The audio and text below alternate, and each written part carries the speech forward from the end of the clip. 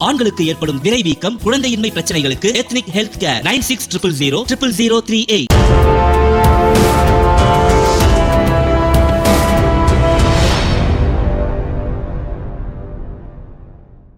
திரைப்பட தயாரிப்பாளர்கள் சார்பில்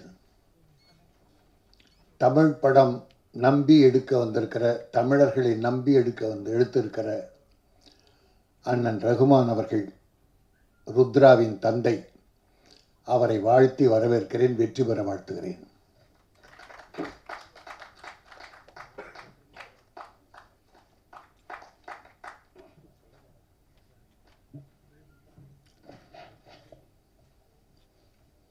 நான் இந்த 15 நாட்களில்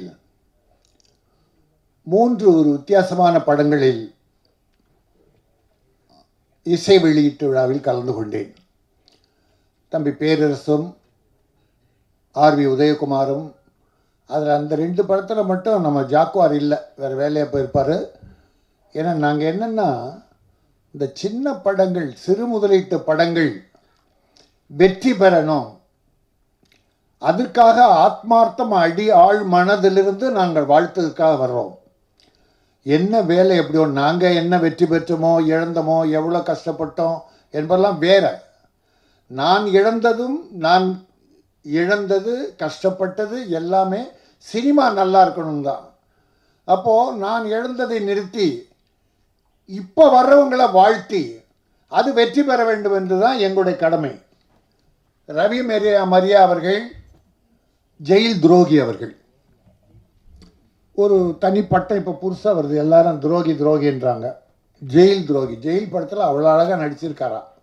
மேலும் அவர் நல்ல நடிகர், காமெடியிலேருந்து எல்லா விஷயங்களும் பண்ணக்கூடிய ஒரு அற்புதமான டைரக்டர் வேறு. என்னுடைய ஜாக்குவார் தங்கம், நான்லாம் தனித்தனியாக எங்களை புகழ்ந்துக்க வேண்டிய அவசியமே கிடையாது. விஜய் சேகருடைய பேச்சு இன்னைக்கு கேட்டேன், ரொம்ப எளிமையாக இனிமையாக ஆழ் மனதை பதிக்கக்கூடிய நல்ல பேச்சு. சினிமாவின் மீது அவர் எவ்வளோ அக்கறை வைத்திருக்கான்னு தெரிஞ்சது. பிடி செல்வகுமார் என் தம்பி, நான் அவனை வாழ்த்த வேண்டும், பாராட்ட வேண்டும், என்னை வாழ்த்தினால் செல்வகுமாரை வாழ்த்தியது. ஆனால் அந்த சுப்பிரமணிய சிவாவை மட்டும் விட மாட்டேன். அந்த ஒரு சினிமாவை எந்த அளவுக்கு ஆழ்ந்து சிந்தித்திருக்கிறார், எவ்வளோ நிறைய படித்திருக்கிறார்.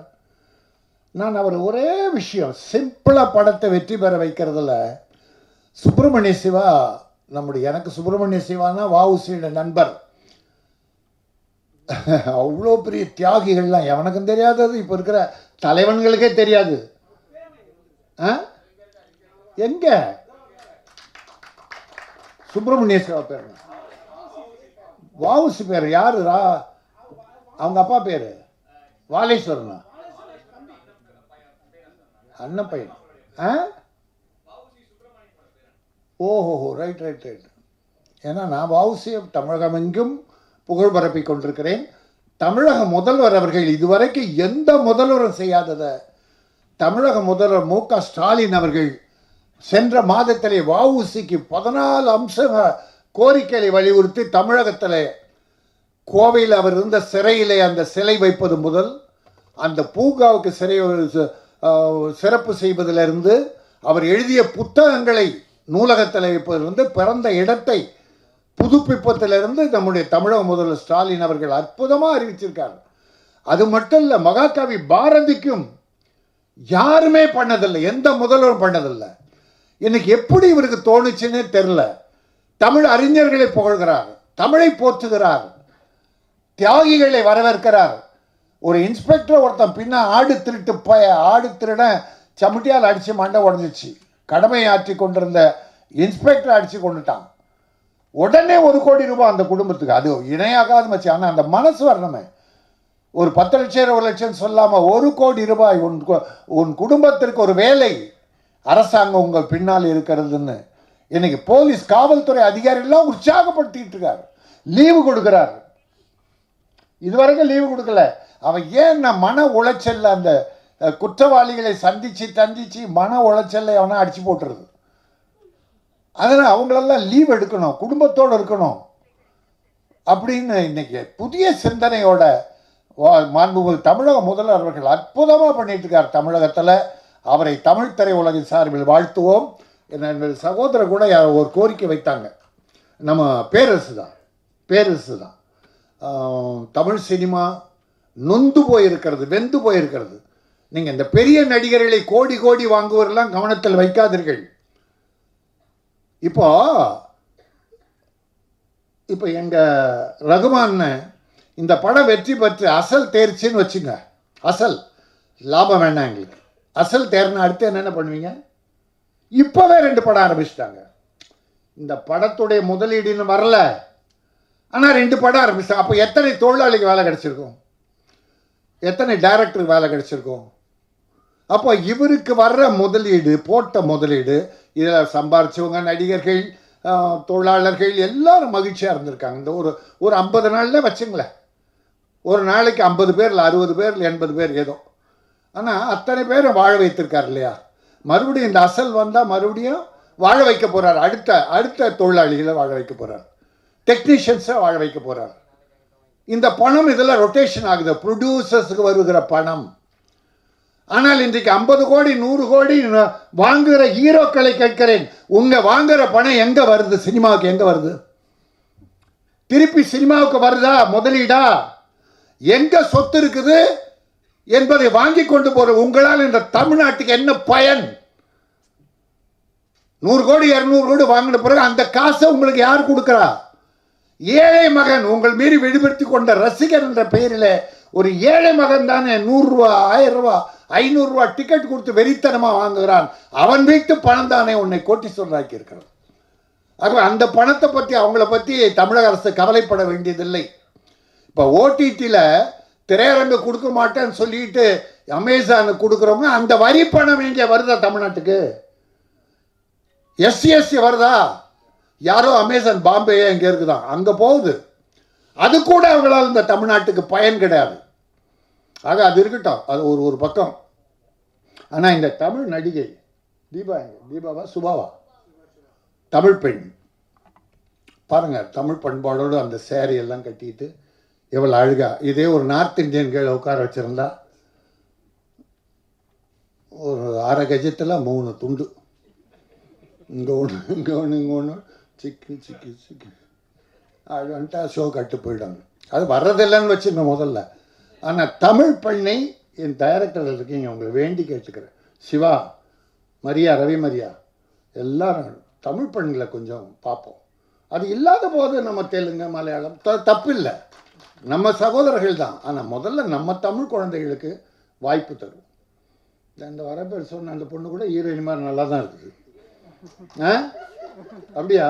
உனக்கு தான் தெரியாது. நான் அதிகம் பேசுகிறதா இல்லை, ஏதோ ஒரு 2 மேட்ச் எடுத்து கொடுத்ததால எனக்கு சுப்பிரமணிய சிவா பற்றி சொல்ல வந்தேன்.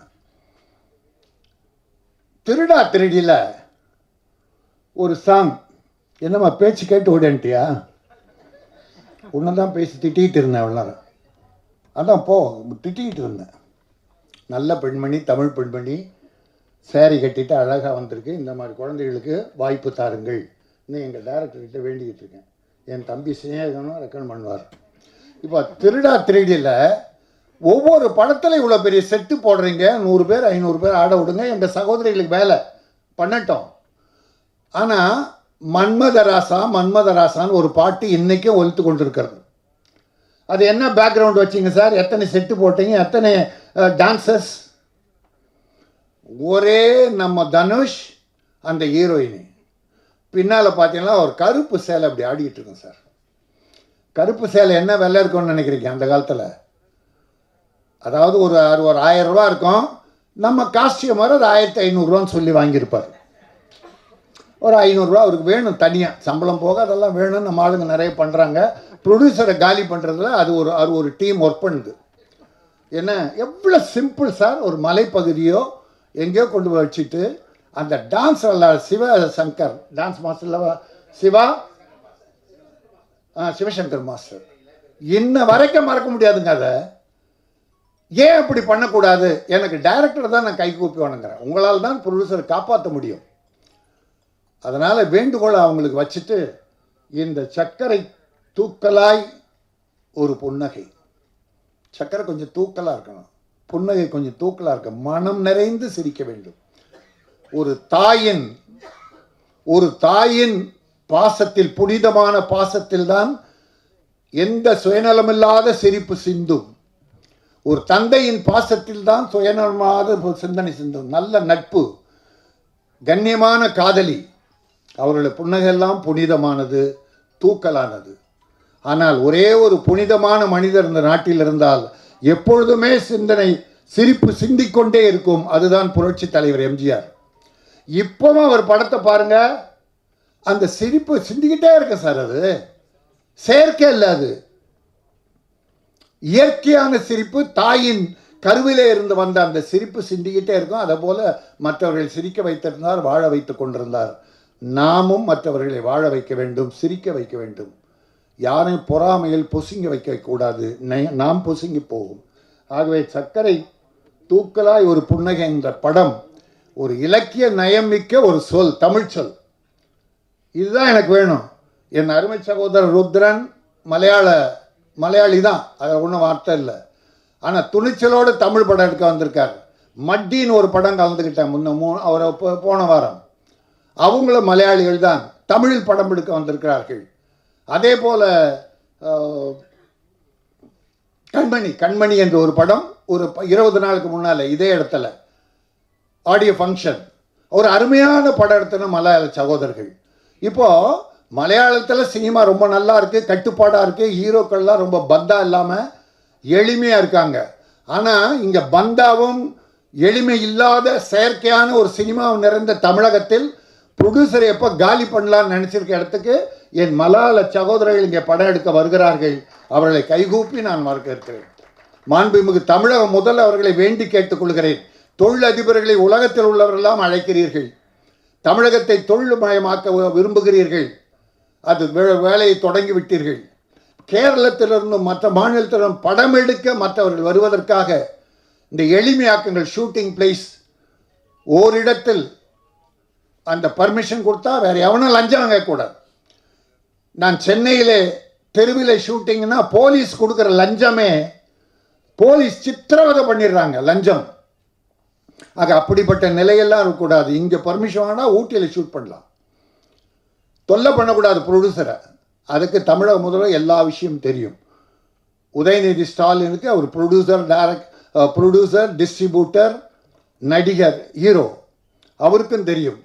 ஆக இன்னும் ஒரு 3-6 மாதத்துக்கு இந்த நிலையில் வெள்ளம் முடிந்து கொரோனா முடிந்த பிறகு ஒரு 3 மாதத்தில் ஒரு குழு போட்டு மானியம் கொடுப்பது, விருதுகள், தமிழ் சினிமாவுக்கு விருதுகள் வழங்குவது போன்ற, அப்புறம் வேறு என்ன வகையில் சினிமாவை சிரமம் இல்லாமல் உயர்த்தலாம் என்கிற அந்த தொழிலை உயர்வுபடுத்துவதற்கு மாண்புமிகு தமிழக முதல்வர்கள் ஒரு முயற்சி எடுக்க வேண்டும். ஒரு குழு அமைத்து ஆராய வேண்டும். அதை சிறப்பாக செயல்படுத்தி தமிழகத்தை தமிழ் திரை உலகின் பொற்காலமாக உங்கள் ஆட்சியில் அமைக்க வேண்டும் என்று வேண்டி கேட்டுக்கொண்டு, இந்த சர்க்கரை தூக்கலாய் ஒரு புன்னகை பெரிய வெற்றி பெற வேண்டும். அது மற்ற சிறுமுதலீட்டு படங்கள் உள்ளே வருவதற்கும் படம் எடுப்பிற்கும் ஒரு நல்ல வழிகாட்டியாக அமைய வேண்டும் என சொல்லி, அந்த தயாரிப்பாளர் வாழ்க, ஈரக்குளம் டெக்னிஷியனும் ஹீரோயினியும் டெக்னீஷியன்ஸ் தொழிலாளர்கள் அத்தனை பேரும் வாழ்க. இவ்வளோ நேரம் காத்திருந்து வாழ்த்து கொண்டிருக்கிற உங்களையும் வணங்கி விடைபெறுகிறேன். என் அருமை சகோதரர்கள், மீடியா நண்பர்கள், உங்களையும் வணங்குகிறேன். ராம்ஜி, உன்னை தனியாக வணங்குறேன்டா. நன்றி.